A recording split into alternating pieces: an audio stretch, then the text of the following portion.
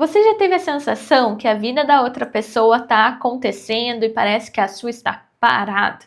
Uma certa sensação que a sua vida estagnou? Bom, esse é aquilo que nós chamamos muitas vezes de esquema de fracasso. Mas vamos lá, que é sobre isso que eu quero falar hoje.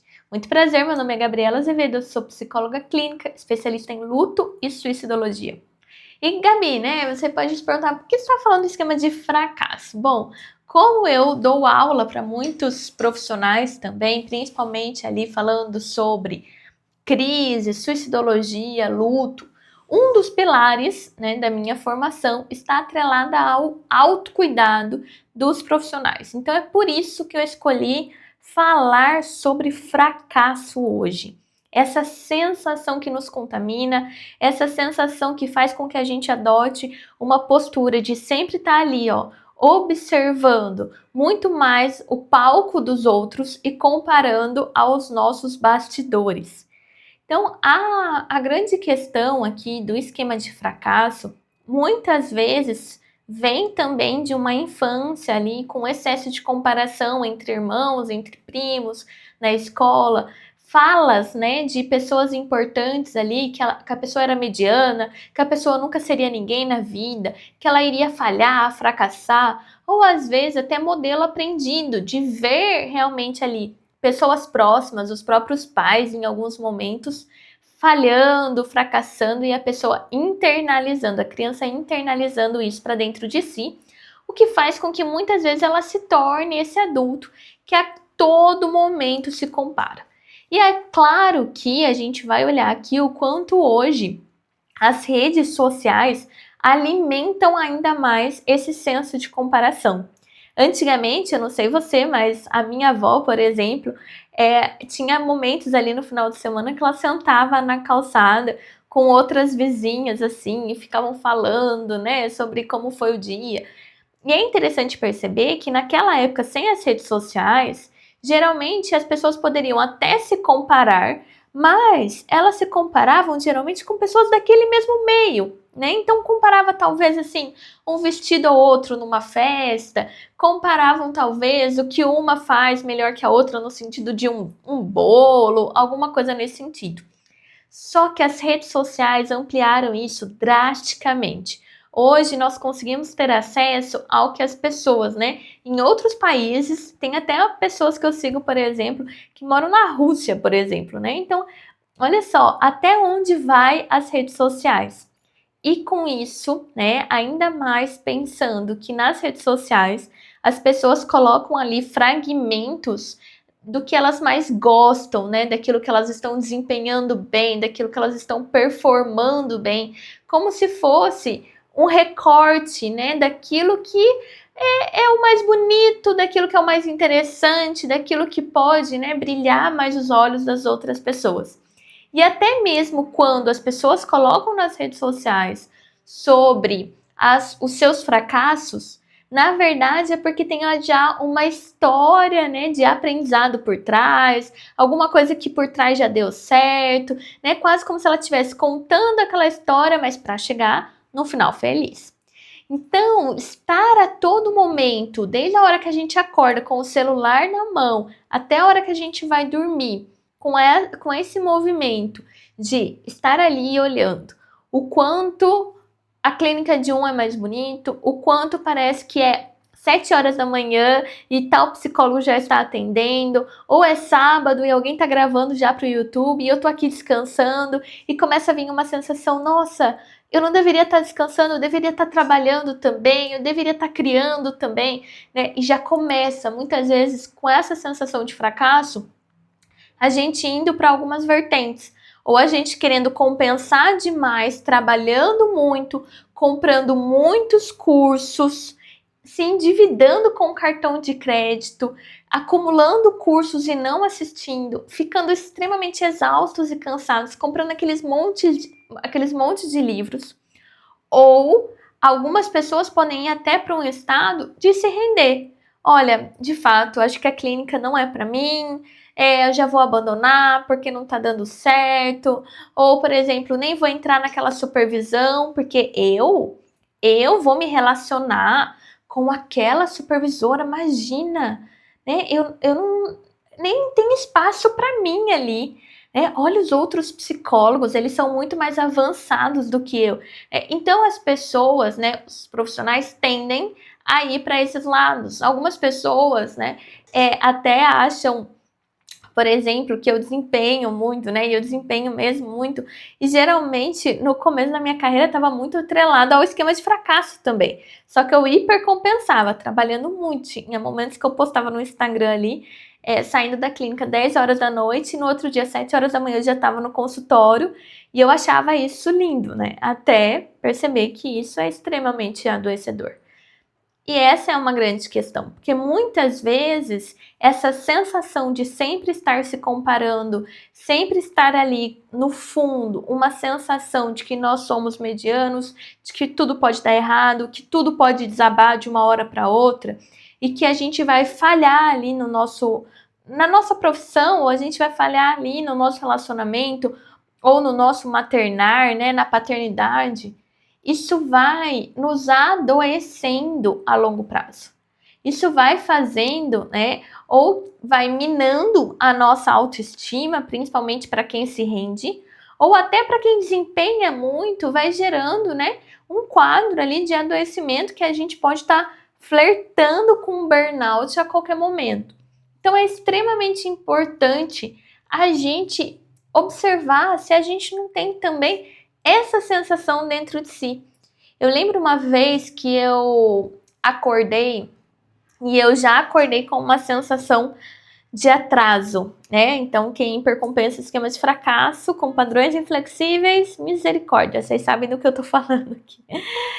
Com aquela sensação de fracasso, aí você abre o Instagram, você vê já pessoas que já foram treinar, já passaram no mercado, já compraram verdura, você sai para ir para academia, você já vê pessoas voltando da academia, você já fala, nossa, olha, tô atrasada, já poderia ter ido. E nesses processos, nesses momentos, é extremamente importante a gente parar para identificar o que está acontecendo aqui dentro, né? Porque muitas vezes a gente já está com essa pressão de fazer a vida acontecer mesmo, ou a gente, né, já acha que nem vai dar conta, acorda e já se rende, fica ali o sábado o dia inteiro no sofá, mas não numa postura de descanso, numa postura muitas vezes de passividade também. Então é importante a gente observar qual o lado também que muitas vezes mais nos puxa para encarar essa grande questão do fracasso, para que a gente não entre em contato com essas sensações, com essas angústias que isso nos traz. E eu quero trazer aqui então, já que você já observou se para qual lado você vai, ou se você está aí, né, com esse pezinho também no esquema de fracasso, qual é a grande questão agora? A gente entender qual é o antídoto disso. Muitas vezes o esquema de fracasso, ele também está relacionado a gente estar olhando muito para os outros e a gente não está se apropriando da nossa própria vida. Lógico que tem um caminho que a gente pode ir no sentido de comparação mais entre pares. Porque geralmente a gente tende a se comparar com pessoas já grandiosas, né? Então, por exemplo, eu sou muito ruim na cozinha, né? Então, o que acontece? Eu poderia estar me comparando com grandes chefes da cozinha, né? Porque daí o meu ideal é altíssimo e geralmente é onde daí isso vai retroalimentar a minha sensação de fracasso. Então, eu tenho uma tendência, por exemplo, a olhar para pessoas que são muito além de mim, né? Então, por exemplo, que já tem um canal no YouTube há 10 anos, né? Então vai ter uma câmera melhor, vai saber se portar melhor no vídeo, vai saber organizar melhor um roteiro do que tem necessidade ali de ser falado. Então, o que acontece? Muitas vezes, quem tem esquema de fracasso está sempre olhando ali para as outras pessoas, identificando o que os outros são melhores que ela e reforçando essa autoimagem de que estão falhando, de que são medianos, de que estão abaixo, de que estão muito para trás. E por que eu trago que a ideia não é somente a gente olhar para os nossos pares? Porque muitas vezes se eu olhar para os meus pares, né, pessoas que se formaram junto comigo, ok, eu consigo ver que eu estou uns passos à frente. Mas eu acredito que o antídoto para o fracasso ele vai muito além disso.